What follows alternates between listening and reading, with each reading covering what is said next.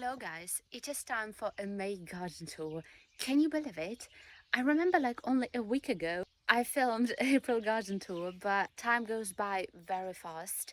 Obviously, there are so many changes from the moment I began filming this spring and at the moment, but there could be more to it. Uh, because unfortunately we haven't got any rainfall for almost a month, which is so unlike May, because May is usually very wet and rainy. There could be like thunderstorms in May because last year we had a hurricane in the mid of May. But this May is awfully quiet and awfully dry, and I cannot even imagine what sort of June we are going to have. The flower corner looks awesome. Peonies are about to bloom, and iris is so gorgeous this year. We borrowed some of the varieties from my godmother, and they do look really amazing. Yeah, I mean, like, there isn't much at the moment in the flower garden and in the flower corner. What I love about garden corners is that you can experiment with it the way you want. And as you can see, we had a small addition to our flower angle. These constructions that my mom came up with. And these constructions are supposed to be for climbers, like clematis, honeysuckle, which is non-edible. And yeah, but at the moment, we don't have like lots of climbers, though this clematis really loved this idea and it is climbing higher and higher,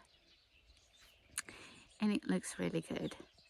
Well, the soil, as you can see, is extremely dry, and the potatoes in here were planted by my uncle a long time ago, but it doesn't sprout. Obviously it will sprout, but that is the lack of rain.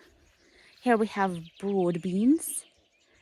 They are also like extreme climbers. So last year they were so huge, and in here as well, but we have a high barn, so probably they will get enough space for them to climb.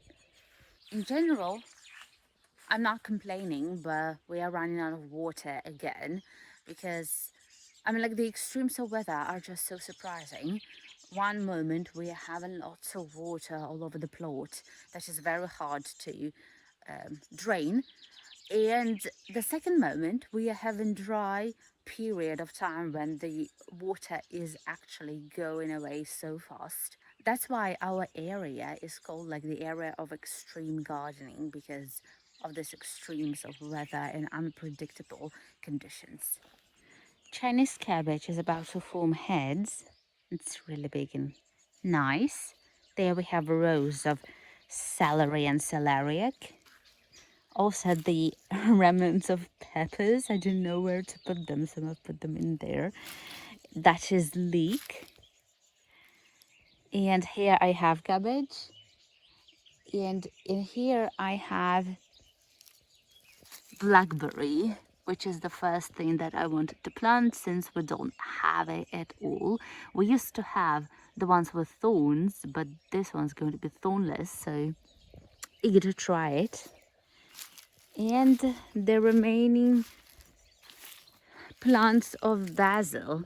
I've planted so many plants, but because of late frosts, only some of them survived, and they survived because I've dig them out. I've put them into the containers and I've put them into the polytunnel for the period of frost, and now they went back and they are feeling good.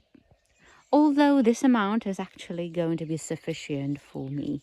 I love this part of my garden the most because you can stand from up here and you can look at everything that you have in front of your eyes. And also this part is higher than the mainland, so you really get a good view from above. And also because of these blocks that I can stand on. As you can see, there is a small change, which is probably not visible, but I think is visible, is that actually I found some time to look after my orchard, and obviously to form this really nice decorative circles. But for me, they're not only decorative. I really want to try and put the nutrients back into the soil where my fruit trees are growing, because they really need them. Because I would like to share one interesting thing happening with the plums. For example, look at these plums. I don't know, I think that they are 6 years old, so they're not like very superb or anything. They're just growing the way they are, but the soil they're growing on is actually lacking in nutrients, and you have to put them back. So I'm going to do it with the help of the grass, which I'm going to lay and to water it until it starts fermentation processes. But look at this plum. Look at how high it is. And can you imagine that this one is actually almost 3, yeah, this year it's 3 years old. And it is because it was sitting next to the compost pile and it was soaking in the nutrients from it. Look at how huge, and it continues growing without stop. I don't know, I think that I need to somehow form it so that it wouldn't overgrow all of the trees in my orchard. Yeah, so that is a very cool observation I have. Also, I took care of my honeysuckle. This one I planted this year because you have to have 3 different varieties for optimal amount of berries. And these ones are 2 years old.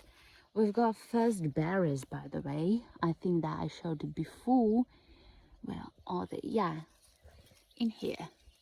They're still very small. There aren't many of them, but they look nice. And I'm eager to try because I've never tried honeysuckle, and I have no idea how it tastes. And that is another flower bed that my mom decided to create.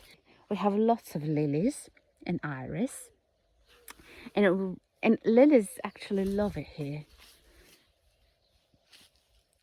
So they're going to bloom soon. And that is the compost pile. If you remember, I planted watermelons, grafted watermelons and melons. They are feeling superb. And I think I'm going to show a couple of them. Actually, look at how dense this forest is getting. And it is out of control, but I was shocked to see the grass. I don't know, guys, I think that you can sink in this grass if you get into this patch of land. I mean, like, look at the fence. The fence actually is very high, but the grass is higher. Yeah. And obviously we're controlling the part where our garden is, but that's insane what is going on here. These are actually, this one is an apple tree, and we've got 2 apple trees in there amidst the birches and small maple trees. And you know, they're still fighting for their life, and you can get some apples from them, which is actually so sad because of this forest. Okay, here they are. I think that they've grown a bit. I mean, like, yeah, they've grown a good deal, and they're feeling okay. But the only thing that is bothering me is that you have to water it very often because the compost pile is drying out quicker than just the normal soil. We still struggle a lot with mosquitoes, by the way, and they're bothering us tremendously. Uh, Obviously, I know that that is a widespread problem at the moment, but right now, it's easier to work, I think, but there are some periods of the day, like the evening and the morning, where the mosquitoes are really ruthless. So right now it's getting closer to evening and they start appearing back again. I went into the orchard and I totally forget that I wanted to start with the polytunnel. So I'm heading back to the polytunnel so that you can have a look at what we have in there. Obviously, the polytunnel is the biggest pride of mine this year. If the previous year I was not very satisfied with it because I couldn't understand this whole process of growing plants in the polytunnel, but right now I feel that I'm really comfortable with it, and I think I understood the exact period of time when you have to plant the plants into there and how to look after them. So let's go inside and have a look. That is something that I did today because the tomatoes are growing really high, and look at them. And that is the aesthetic of the polytunnel that I could finally get because I really wanted to have something like this. And yeah, we have blossom in here. The blossom is actually really good, and I even saw the first tomato. Yeah, it has grown a lot during this day, especially when you water them. They really love it. So there are even 2 tomatoes. These are the earliest that we've got in here. So this variety is going to be small varieties. That's why I planted them into the side of the polytunnel. But these ones are really nice climbers, and they're going to climb. But it looks really good.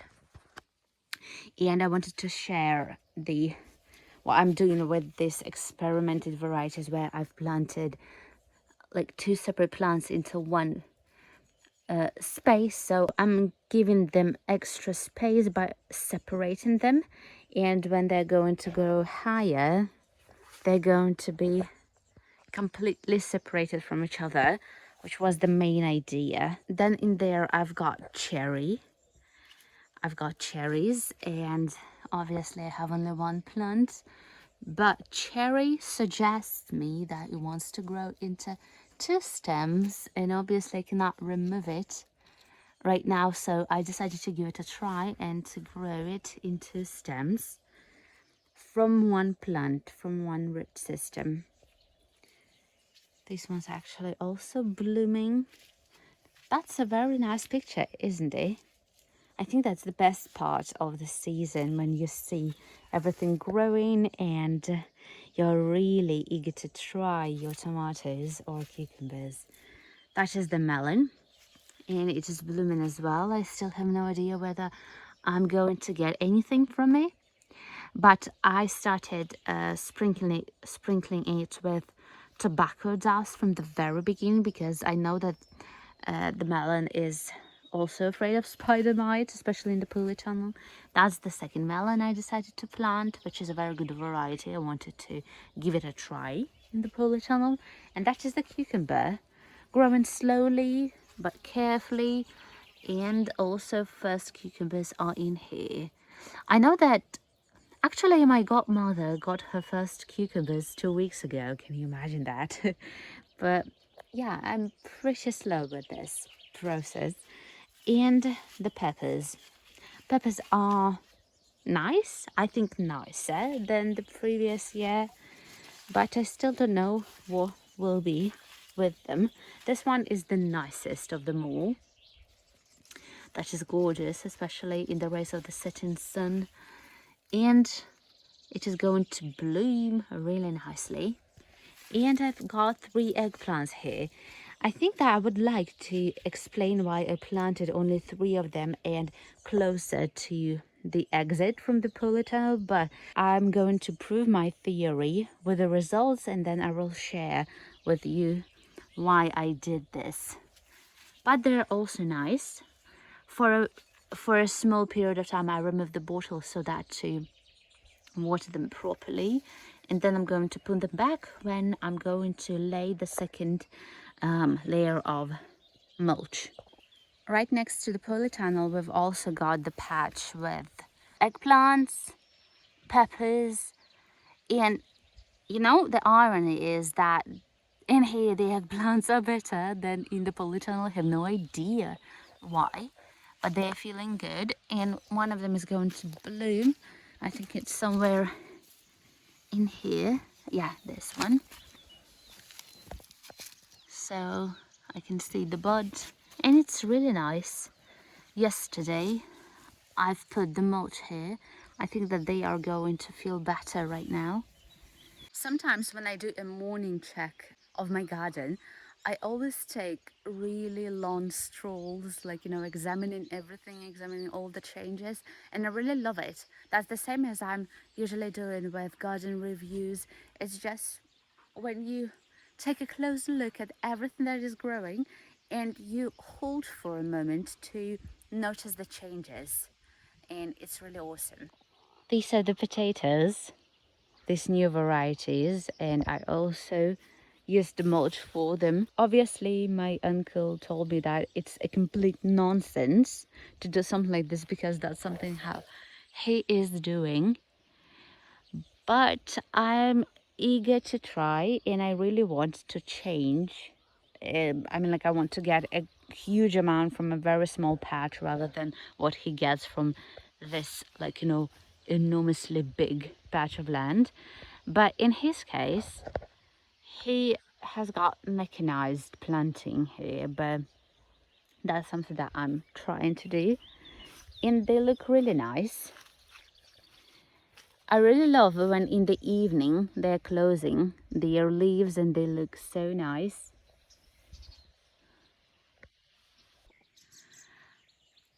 That's onion, by the way, and I thought that is going to be really good, but onion is one of the plants that really loves rains. So when it is dry, it's not really willing to grow, but it's more or less good. Beautiful as usual. Garlic is like a decorative element in the garden because it's so deep green and it's really nice. And that is the potato variety that I'm so excited about. And look at this. Obviously it's a little bit different from that varieties in terms of growth, but we will have a look at the results of all the varieties. And in here we also have like 2 rows of corn. That is the first try. I haven't planted corn for almost 5 years, but in here it's going to be a little bit wild. I've still got lots of things to show, and sometimes when I walk around, I think that that is way too much for me to handle. Me and my mom, we usually plant so many things that we obviously need, but sometimes you feel so tired after like looking after everything. And another thing that we decided to do as well is to actually lay our hands on this patch of land, this insane big patch of land that was my grandma's orchard one. There were so many apple trees, but some of them obviously got really old, and I decided to revive because that orchard is pretty small and it's really hard to, I don't know, to plant something else, but I still got many varieties I would like to plant, maybe for decent results. I have no idea. But for this patch of land, I chose 3 trees that I planted and I'm going to show them. This friend is actually a small, a tiny partner in crime for this big walnut, because I know that the walnut has to have a pear tree so that to cross pollinate each other. And look at this giant and look at this tiny walnut. But I decided that it's high time to plant this friend, and yeah, it looks really nice, even though I didn't include it into any of my videos, but the walnuts were the first trees that were hit hard by the frost. And obviously it would be higher right now, but because of the frost it lost some of the buds, and our huge walnut tree lost all of the blossoms, and I think that we haven't got any walnuts for this year. And in there I have a hazelnut. It's also barely visible because of the grass. I thought that it was going to be dry and it was going to dry out, because actually the seller sold this variety, and the root system was very poor. But then after some period of time, I noticed that it started turning green. I mean, like initially it was like this. So it was dark and it was dry, like in the very highest part of it. But then it started turning green and these sprouts appeared, which is actually very good. I have never seen hazelnut growing, and I have no idea whether it is actually hazelnut because my mom says that the leaves are very strange for a hazelnut. I have no idea. So at least we're going to see what sort of tree we're going to have.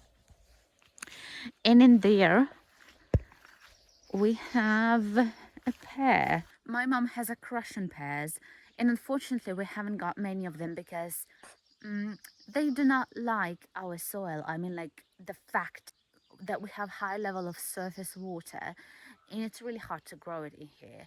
But I'm always trying, and hopefully for finding like better variety or better spot for the pear to grow. And I decided to make her a gift and to plant this pear, which is also very good and very big. And it started growing really nicely. Yeah, so it's still very small, but you know, judging by that plum that I have in my orchard, smaller orchard, they grow like crazy if you put lots of nutrients into the soil. And in here, these are two huge apple trees, but I think the most interesting part is that this graft that I've made is actually sprouting. And I'm pretty excited about it, so I'm going to remove the tape soon enough. And in there, that is the last apple tree. And I know it's pretty wild here, but it's incredibly hard to cut the grass with a grass mower exactly in this part of the garden because the surface is uneven. And obviously have a track because I come to this apple pretty often because it's my experiment. I know it looks really harsh, but I have nothing else to do because it doesn't provide us with apples. And these are the grafts I made the previous year. They are really huge at the moment and they started growing, they continue growing. So yeah, look at this. That is the pear that still continues its growth, even though some of you said that it's not going to survive afterwards. But let's have a look. In any case, that's an experiment. That is the third graft, also one of the previous year, and maybugs worked their way in there, but it's totally fine at the moment. And that is the graft of this year, which is also pretty good. Because I've got something coming from this bud started opening, and I hope that initially it will be okay. And for next year, I think I will remove the remaining parts of the branches and eventually leave it be like this because that is a wild tree and unfortunately it doesn't give anything at all. Just look at this angle at our garden. It's really hard not to fall in love with this view. Okay, I think I've showed everything that I wanted, at least the main things that I'm pretty much excited about. Obviously, there are some minor things that I do not show because I'm waiting for it to become extraordinary and to show everything. But at the moment, I'm pretty satisfied with what I have, and June is going to be really exciting if we're going to have rain, but if we're not going to have it, so it will be the hardest season of all of them because usually we had dry season beginning from June but not from May. So in this case, May is a record breaker. And yeah, I forgot to share a patch of pumpkins. mostly for seeds obviously, but pumpkin juice from the previous year was really good. And you know what? Somewhere in here I planted that variety I planted last year, which I grew up to 50 kilograms, and I planted them this way because I think eventually I will let them go in there. And yeah, that's something that I forgot to mention somehow.